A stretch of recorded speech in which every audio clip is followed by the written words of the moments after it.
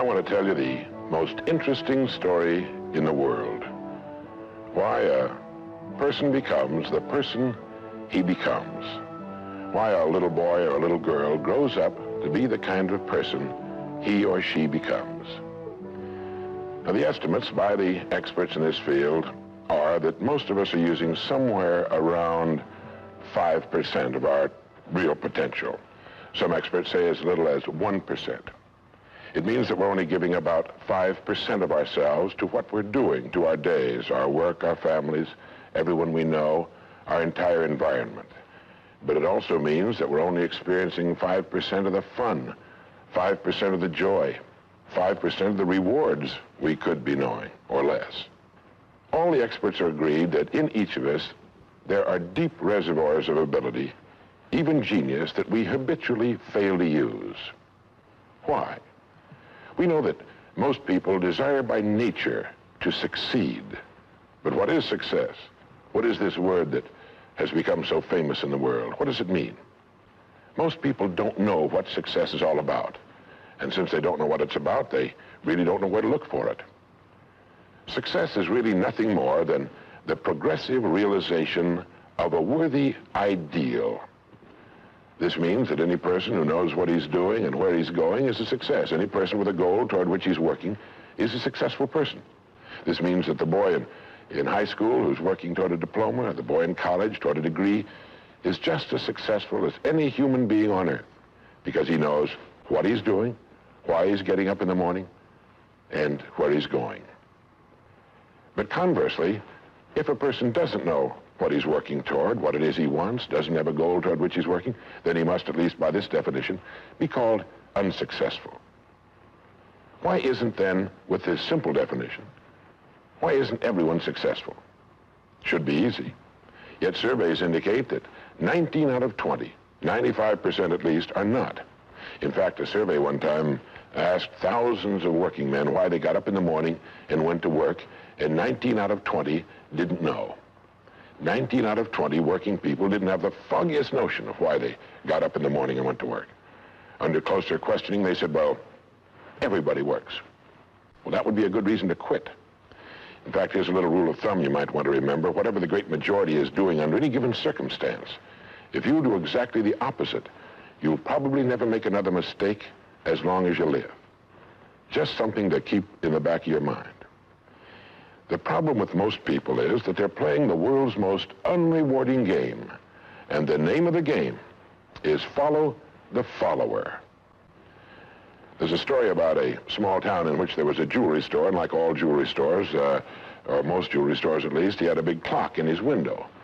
And every morning for years, he'd noticed a working man stop, adjust his pocket watch to the same time as the clock in the window. He'd been doing this for many years, and one morning the jeweler was out in front sweeping a sidewalk, and so he asked the man, he said, tell me, why do you adjust your watch to my big clock every morning? I've noticed you doing that for years. The man said, well, I'm the foreman down at the big plant. He said, I want to make sure my watch is correct because I blow the quitting whistle every night at 5 o'clock.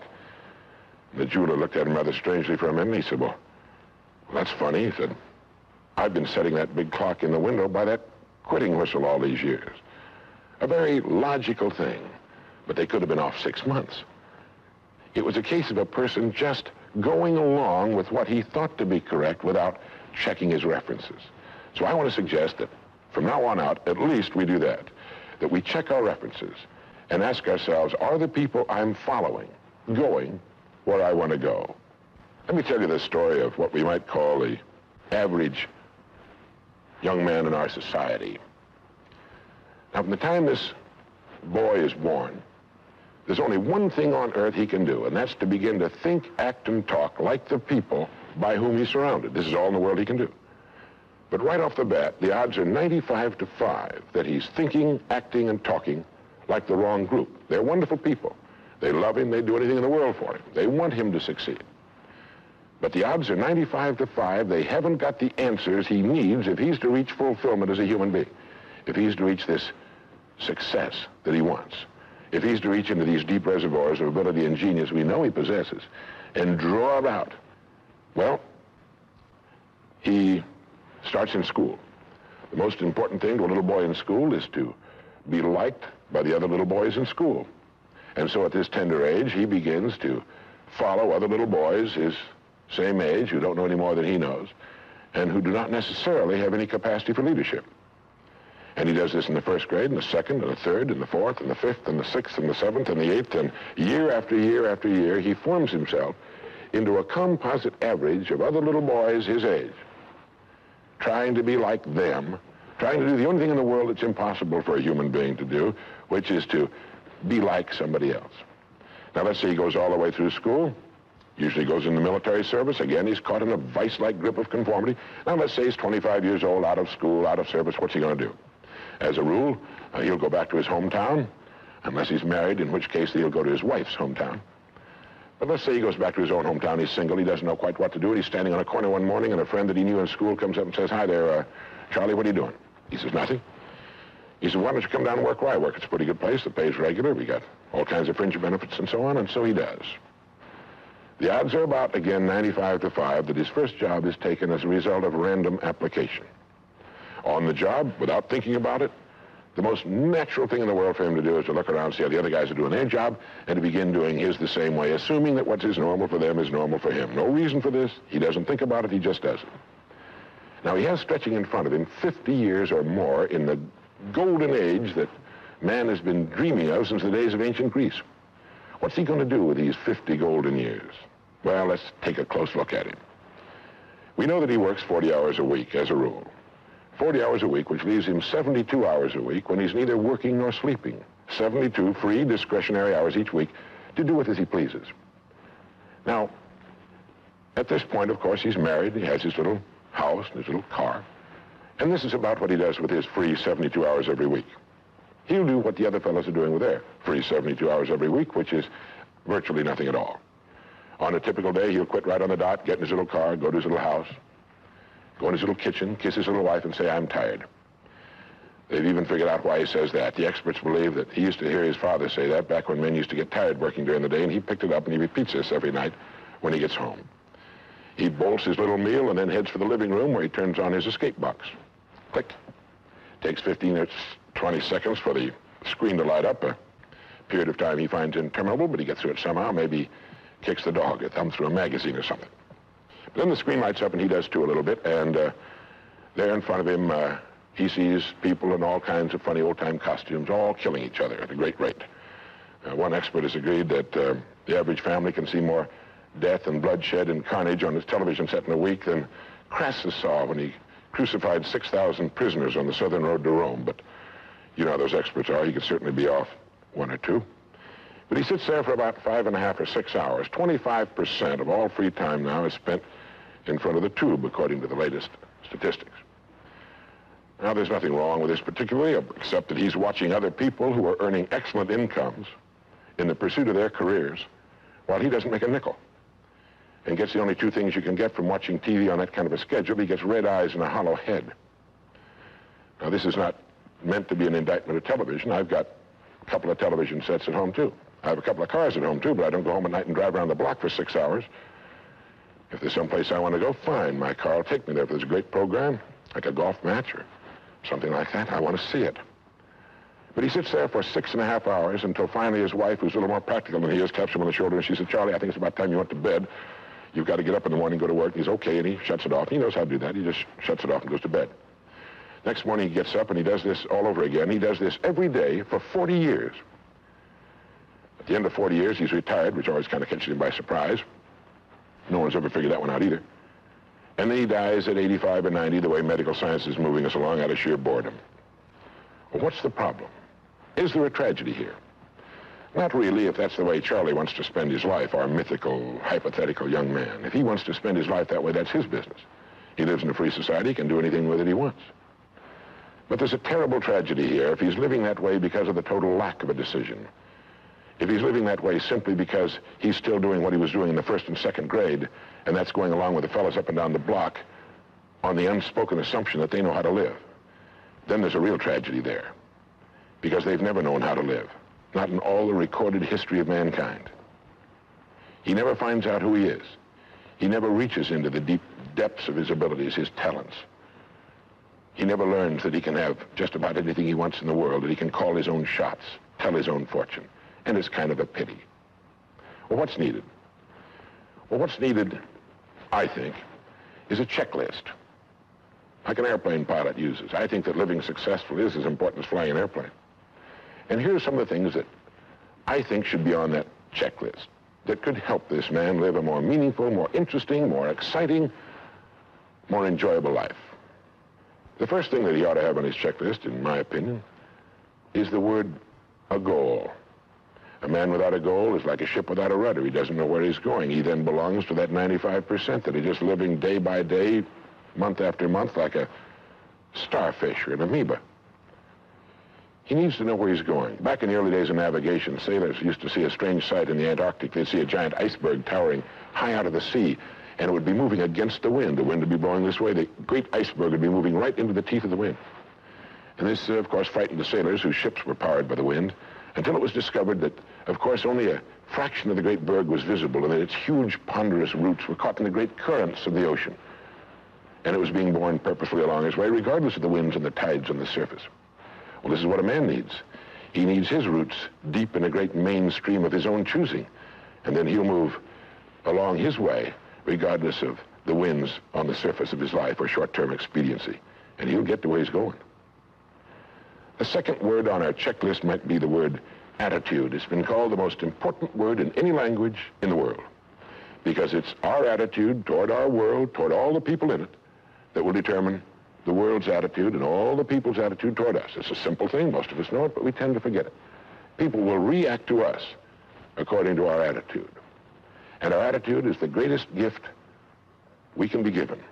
You know, the little creatures of the world were given a wonderful gift by Mother Nature called protective coloring, in which they can blend into their background without being seen. But man was not given this great gift, because man was given an incalculably greater one. Only man has the godlike power to make his surroundings change to fit him, because his environment will change as he changes. A man's environment is a merciless mirror of him as a human being. And if he thinks his environment can stand a little improvement, all he has to do is improve, and his environment will improve to reflect the changing man. Third would be the word think. To think. The highest function of which a human being is capable. It was put pretty well by the great Pulitzer Prize-winning playwright Archibald MacLeish in his great play, The Secret of Freedom, in which he has one of his characters say, "The only thing about a man that is a man is his mind. Everything else you can find in a pig or a horse." It's true. And so if we're going to develop something, this is a good place to start. To think deliberately and with a purpose. To spend a little time each day before a blank sheet of paper with our goal perhaps written at the top, and come up with some fresh, new, and exciting ideas. The next point on our checklist you might call the law of laws. That's what Emerson called it, this great old law of cause and effect. That our rewards in life will always be in exact proportion to our contribution, to our service. We all know this, really. We tell our children in Sunday school that as ye sow, so shall ye reap, but we forget that that's true. If a man is unhappy with his rewards, all in the world he's got to do is find ways of increasing his contribution, his service. It's like the story of the preacher who was driving down a country road, and all of a sudden he came to the most magnificent farm he'd ever seen in his life. It was beautiful. And so he saw the farmer approaching the road on his tractor, and so he hailed him, and he said, "My good man," he said, "God has certainly blessed you with a magnificent farm." And the farmer thought for a moment, and he said, "Yes, you're right, he certainly has.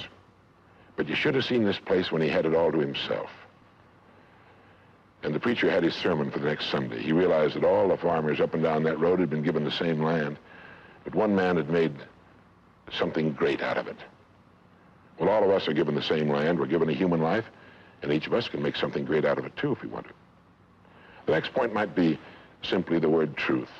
Since everything we do has an equal and opposite reaction, unless what we're doing is based on truth, we're building on sand, and it can't stand. The next point would be R&D, research and development. None of us would want to work for a company or invest our money in a company that didn't have a very viable research and development department. That is, pumping a good percentage of its profits back into research and development because its future depends on it. But so does a man's. And you might ask yourself, how much of your own take-home pay have you spent during the past year for materials, calculated to make you smarter this year than you were a year before. Calculated to make you a little better, a little bigger as a human being, to perhaps love a little more and hate a little less and do a little better job than you did a year ago. How much money are you pumping back into yourself and your future? It's worth thinking about. And finally, the strangest secret. At the beginning, I said, what makes a child grow up into the human being he becomes? Well, this is the reason for that. Of course, he's the confluence of a genetic pool that goes back for thousands and thousands of years.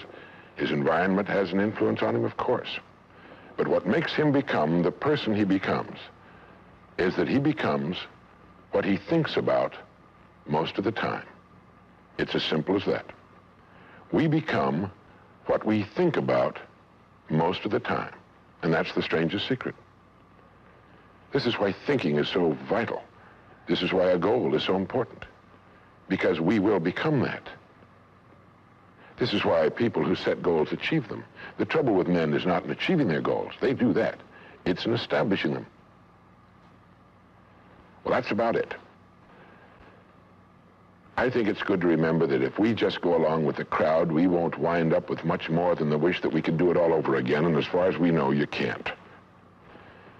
If we want to amount to anything as individuals, we need individual goals, individual thinking, individual actions, and we must never conform to the big group. We must love them, we must help them, we must serve them, because our whole success will depend on our ability to do these things. But never lose our own individuality and our identity by permitting ourselves to become submerged in what has historically proved itself to be little more than a suffocating sea of indirection and purposelessness. If we want to emulate someone, fine, but let's be choosy in whose steps we follow. It's the only life we've got. And remember to think. Imagination is everything, and we can become what we can imagine. If you find yourself getting depressed and down at the mouth, as we all get once in a while, you might want to remember this quotation by Dean Briggs. He said, do your work. Not just your work and no more, but a little more for the lavishing's sake. That little more which is worth all the rest. And if you suffer as you must, and if you doubt as you must, do your work. Put your heart into it, and the sky will clear. And then out of your very doubt and suffering will be born the supreme joy of life. Believe it or not, in an age when we've come to nearly deify leisure time, we've almost lost sight of the fact that virtually all our satisfactions, rewards will come not from our leisure, but from our work. And don't forget the strangest secret. We become what we think about.